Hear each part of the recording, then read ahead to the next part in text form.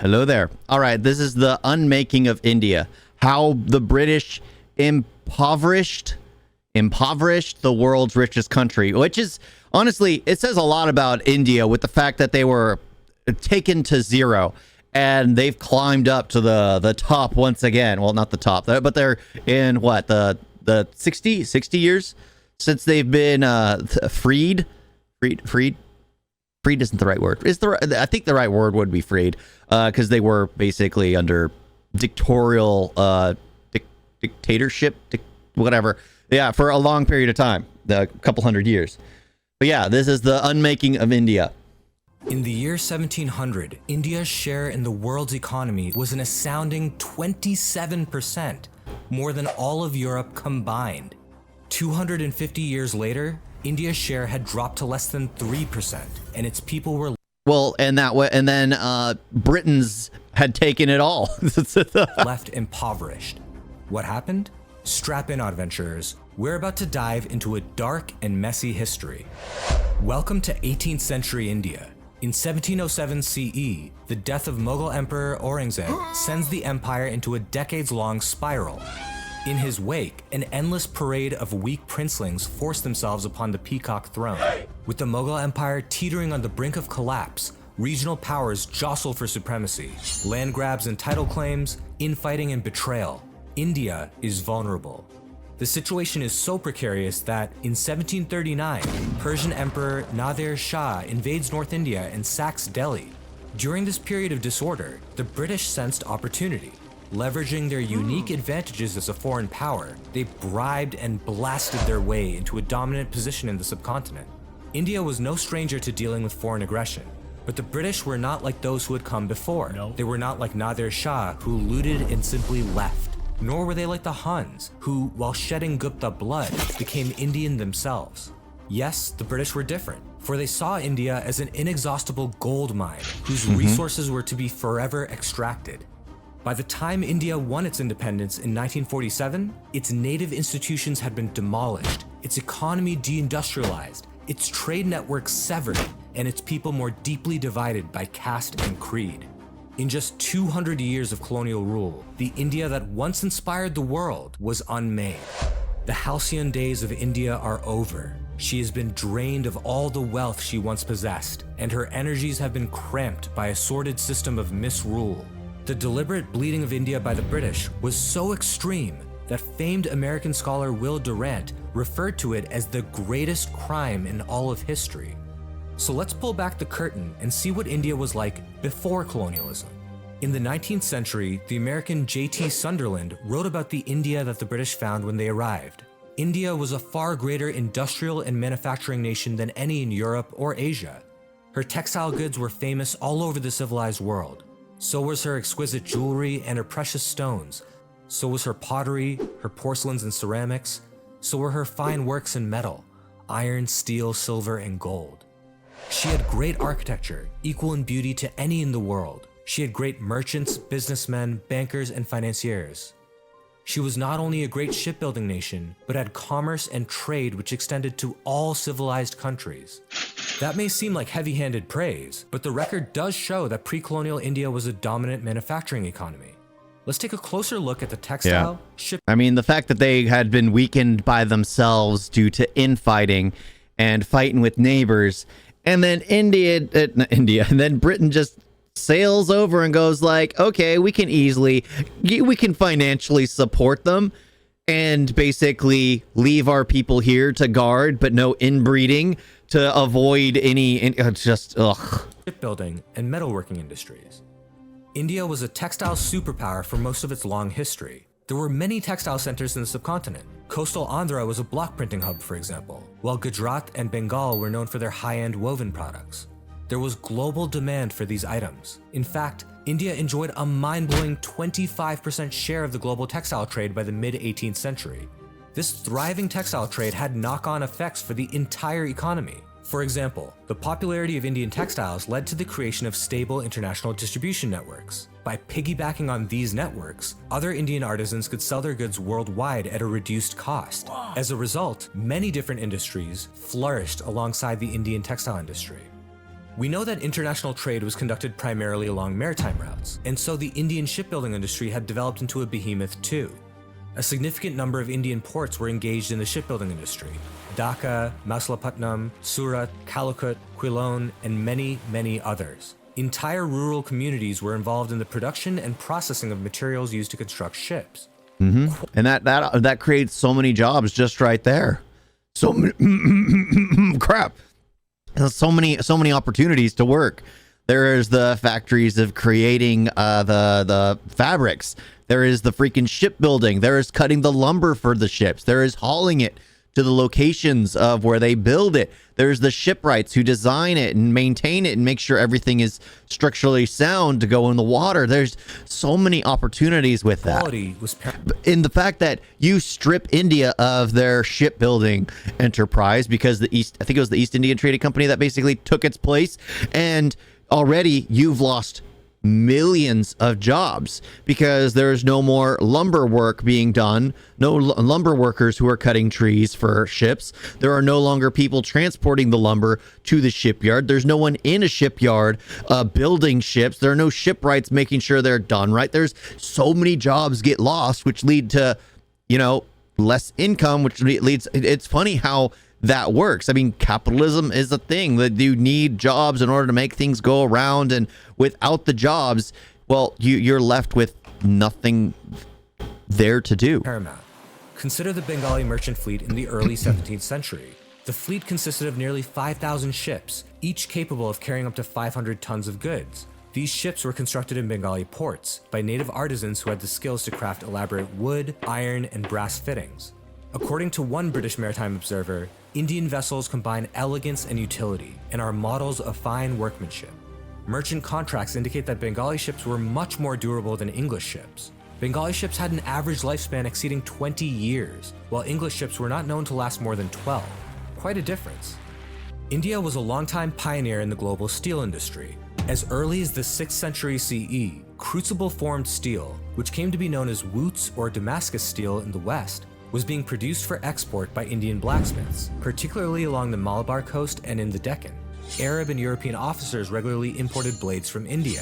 While these blades were purchased as wartime implements, they were so robust and beautifully crafted that they also served as a mark of high status in times of peace.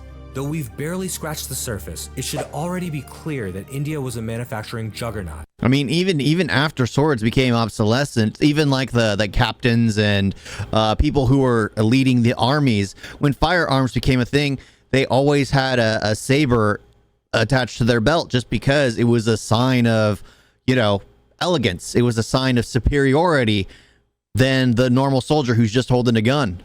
A thriving exporter of high-quality goods to markets throughout those the world. times leave. How did the British manage to unmake all of that?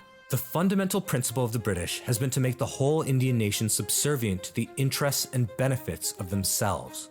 And so, once the British took power, they changed the entire dynamic of the Indian economy to suit their own interests. But that's the thing. That's how it works. Like I mentioned this before, where like I think it was a comment where the people's actions, like America's actions, are due to basically benefit themselves and only themselves. It's not designed, even though no matter who we have as president, there'll always be things that are in place to benefit ourselves and close ourselves off from the world. With how I mentioned Hollywood is designed to, well, with how it's ruined all cinema entirely in its own industry, where people are starting to finally watch things outside and go, oh, this stuff is actually good. But it was designed to make people think that anything that's foreign is bad, when in most cases it's actually better, especially now. But yeah, it's just how you have to, and when you take something over, you utilize it as much of it for yourself as you can, leave just enough for the people who are doing all the work so that they can live off of it. It's the factory mindset. It's what's been done, is what J.D. Rockefeller came up with, where you give people just enough education to where they can do the job for you, and then you take all the profits. It's one of those, every nation does it. It's aggravating. It's insane, especially when they go and conquer someone else, and then they're left having to do all the work and receive really nothing but enough to live off of, if that. The first step, dismantling all native industry. To start, they established a legal monopoly over Indian textile goods and cut off the export market, which immediately disrupted long-standing trade links. Having now made themselves the exclusive buyers of Indian textiles, the British then changed the way that they paid for those goods. Instead of using foreign currency, they paid using the tax revenues extracted from India. The Indian economy stagnated and prices collapsed. Skilled artisans, who once fueled the vibrant Indian economic engine, were now significantly poorer and more restricted than ever before. And it didn't stop there. Soon enough, British manufacturers lobbied their government to completely eliminate the competition from the Indian textile industry. See, despite the restrictions imposed on Indian industry, British manufacturers were still finding it difficult to compete with Indian products. Company soldiers were sent to smash Indian looms. According to several different accounts, they even went around breaking the thumbs of weavers so that they could no longer ply their trade. But that's not all. To ensure that the Indian textile industry could not recover, adapt, or innovate itself back into relevancy, the British imposed an absurdly harsh 80% tariff. This had an immediate catch-22 trap effect. Exporting goods from India to the UK was now economically unviable. But remember, Indians were restricted from selling to anyone else. Similar restrictions were imposed on nearly every branch of manufacturing in India. India was reduced to being a mere exporter of raw materials, like cotton and metal ore, so that the British could sell finished products back to Indians at a premium. We conquered India as an outlet for the goods of Britain. I'm not such a hypocrite to say that we hold India for the Indians. The colonial deindustrialization process was so complete that by 1947, only 0.7% of India was employed in any form of manufacturing. But skilled workers had to go somewhere, do something. The British monopoly on industrial production drove Indian artisans, merchants, builders, and others into agriculture and math. But that's the thing. You wanted what they had to offer. If anything, so the skilled artisans had disappeared. Or in some cases, apparently breaking thumbs. That they aren't able to teach, because that was the Master Apprentice time period, where honestly, that's still one of the best ways to learn, where it's a Master Apprentice, where the apprentice learns from the master who's teaching them the trade. Some people have the knack, some people don't, and it was the master's job to basically go, okay, I can't have you for this, try something else, and then pick up another student. It's just how it would work, and that's how you get the best artisans for something. Now everything's run like a factory, where it's just like they hire everyone, and occasionally there will be some people who are really good who end up having to pick up the slack for the people who are just barely understand how to push a button. It's just how it works. The Master Apprentice was the best way to do it, and now it seems like that would have been lost entirely. In the words of Dr. Charles Hall, India's population has been thrown back upon the soil because Britain's discriminating duties have ruined every branch of native manufacture. Rural wages cratered to historical lows, and in fact, the land itself could not sustain the influx of newly disenfranchised workers. Poor seasonal harvests and droughts gave way to catastrophic famines and mass poverty. With most Indians now converted into peasant cultivators, the British sought to exploit them further. They began to tax cultivators as the primary revenue source for the administration. Taxes were extreme, pegged at 50 to 80% of gross income and calculated before the harvest. The result? Indian cultivators often owed more in taxes than they earned as income. The British knew how harsh this really was. They openly conceded that they were imposing the highest tax rates in the world, and that taxes were more than 3 times higher than they had ever been under Indian rulers. To add insult to injury, the British even bragged about it in Parliament. The Indians have been taxed to the utmost limit. Every province has been made a field for higher exaction, and it has always been our boast how greatly we have raised the revenue above that which the native rulers were able to extort. Colonial taxes were so burdensome that 2/3 of the population in directly ruled British areas fled to the hinterlands, where native Indian lords could at least minimally protect them from financial depredation. The millions who stayed behind could hardly afford to pay taxes, and the situation was worsened by the fact that the British did not negotiate tax payments. Horrors were perpetrated under the guise of sinless mathematical neutrality. Tax defaulters were confined in cages and exposed to the burning sun. Fathers sold their children to meet the rising rates. Vulnerable peasants were physically tortured to pay up, and when they didn't have the means to pay, the British confiscated their farmland for themselves. tens of millions of landless peasants were created for the first time in Indian history. By the end of the 19th century, India was Britain's largest source of revenue by far. Well, yeah, it just makes sense with how much India was able to make and sustain its, like, that's the thing. It's like I mentioned, if there was that no warrant, well, honestly, Britain probably would have tried to find a way to weasel its way in, or if it wasn't Britain, it probably would have been another nation that tried to weasel its way in and take control and take advantage of the people there and the products they created and the fact that they made so much. Because, like, the fact that, like I said in the beginning, India has rebounded massively, but the fact that it was stripped of everything to the point where they believed that the only thing they could do, because it was going to start costing them more to rule over India than it, like, honestly, that was the end. The only reason why they allowed it to go is because it would have ended up costing them more to rule it than to just let the people fend for themselves. It's just one of those things. They did it for themselves. They didn't free India just because it was the right thing to do. It's because it was what they saw as helping their bottom line. Its largest purchaser of exports and a source of highly paid employment for both British civil servants and soldiers. Because I'm not going to lie, most people, no matter what, won't get rid of a golden goose. No matter what, they'll hold on to it forever, as long as they can, until it stops creating gold. And then that's when you just throw it back into the wild. And most of the time, they can't fend for themselves, and they get ruined. Honestly, they were probably thinking it would get taken over by something else. But no, India rebounded with some people still lingering on.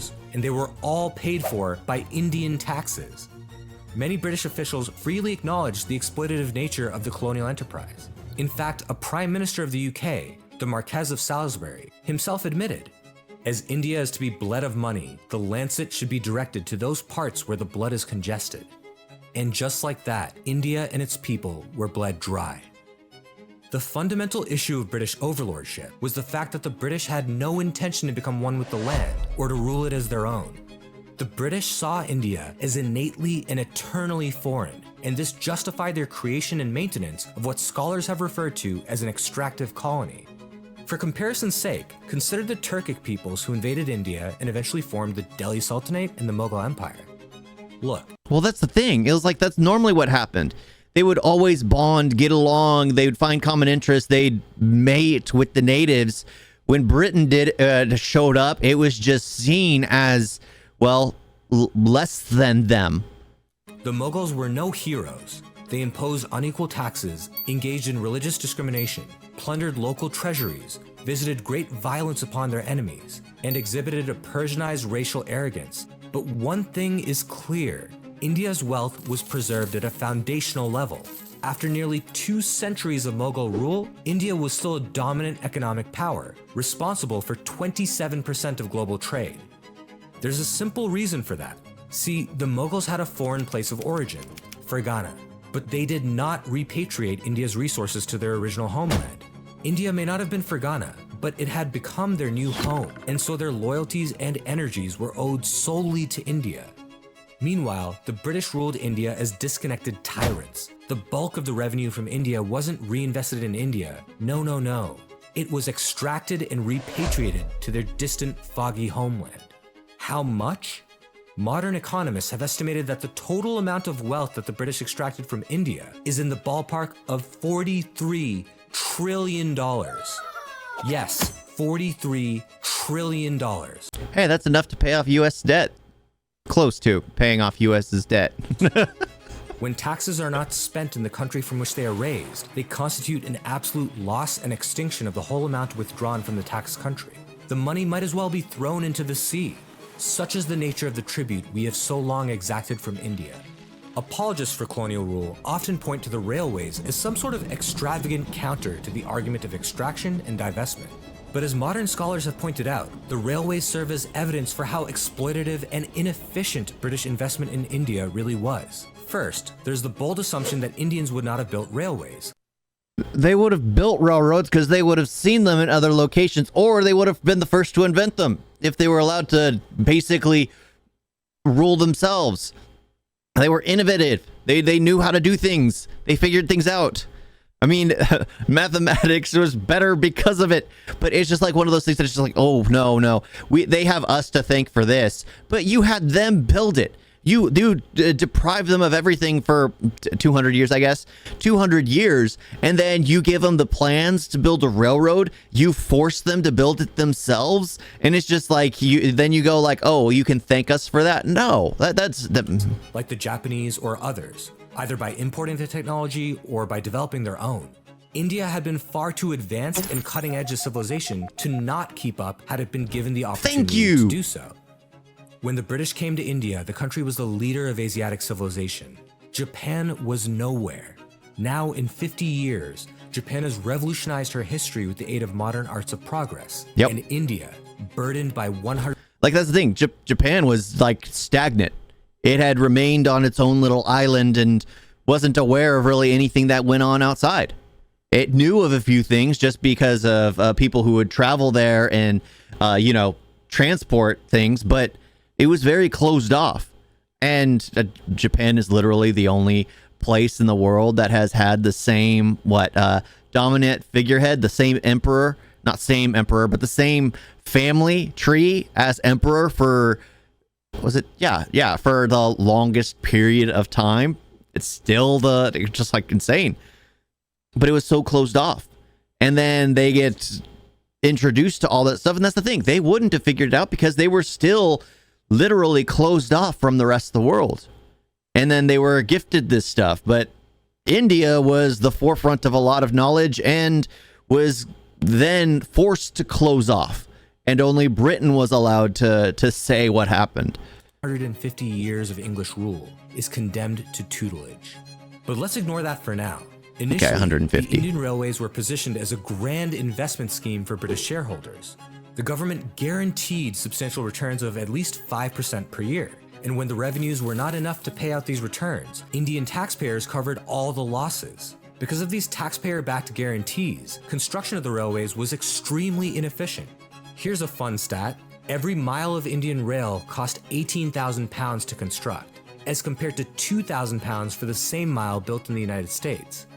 All the elements of railway construction, steel, wagons, gears, engines, and more, were produced by British manufacturers. Indians weren't even given an opportunity to produce their own manufactured alternatives. That's even worse. Because the British government imposed restrictions that prevented Indians from competing. Worse still, the essential purpose of the railways was to assist the British enterprise in the exploitation of the natural resources of India. In fact, the railways made it possible for the British to export enormous amounts of grain and other agricultural products, which sparked and exacerbated famines. Over the course of British rule in India, an estimated 35 million preventable deaths were caused by famines. That's millions more than those killed under Stalin or Mao, and that's 5 times more than the Holocaust. The British were directly responsible for this. They mass exported Indian foodstuffs to Britain and other countries in Europe, even during drought periods. Food in India became too expensive for peasants to afford. According to Dr. Charles Hall, India starves so that its annual tax revenue to England may not be diminished by $1. There is plenty of grain in India. The trouble is that the people have been ground down till they are too poor to buy it. The British had no interest in provisioning for Indian lives. Famine non-intervention was official government policy. How ironic, given that heavy-handed British intervention and market manipulation is what sparked the famines in the first place. And when good people, Indians and foreigners, worked together to help famine-affected peasants, the British government made efforts to stop them. They were furious that the government's own failures were being highlighted. Don't believe me? Listen to this British officer in his own words. Scores of corpses were tumbled into old wells because the deaths were too numerous for the relatives to perform funeral rites. Mothers sold their children for a single meal. Husbands flung their wives into ponds to escape the torment of seeing them perish from hunger. But amid these scenes of death, the British government in India was unmoved. Newspapers were persuaded into silence. Strict orders were given to civilians. Do not acknowledge that civilians are dying of hunger. And if you think that Indians would have done a worse job, consider this. There hasn't been a single large-scale Indian famine in the 70-plus years since British. But of course, like I said, Britain starved India of everything. And as soon as they couldn't make a profit off of it, they let them go.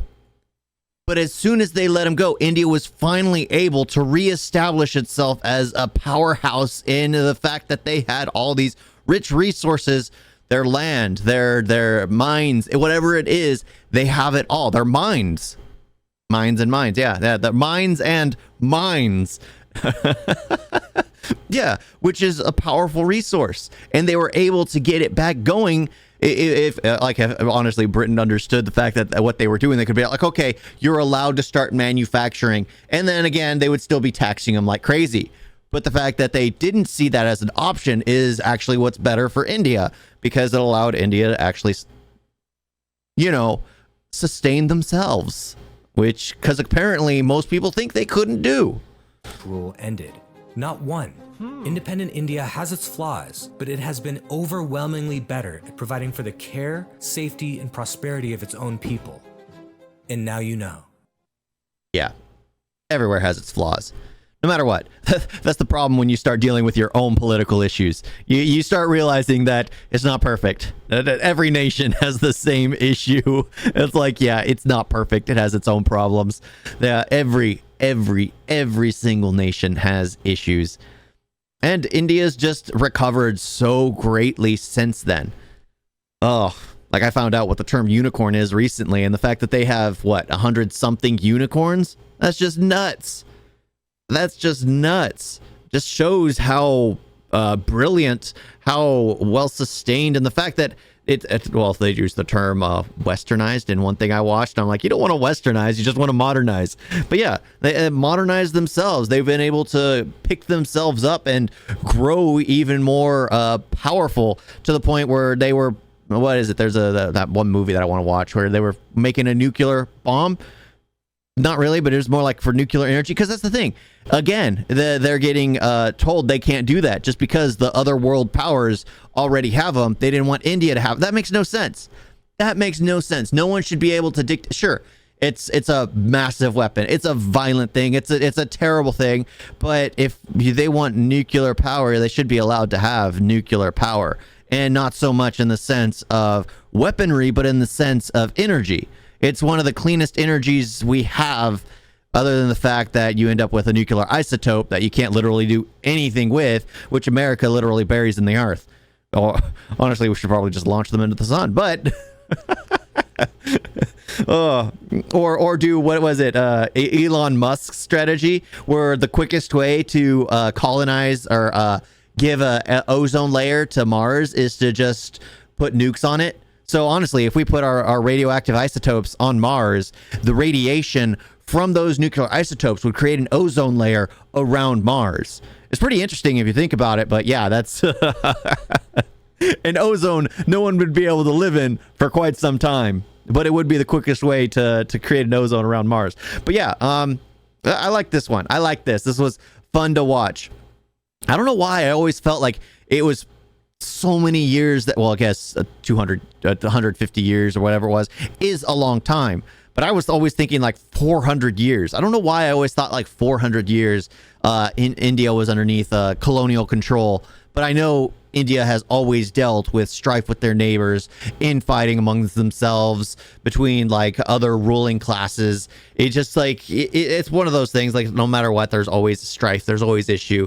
Britain shows up, closes the borders. Literally, India is so closed off that now once they're freed, they all become one unified section that has their own issues with their neighbors, but at the same time, they're all India, which they all call themselves different things. But I like this. I like how it's bounced back. I like how it shows it's a positive to a story, a real awful thing that happened in the past. I'm surprised they didn't mention the jewel was stolen too. Famous jewel. But thank you all for watching. Talk to you next time. Toodles.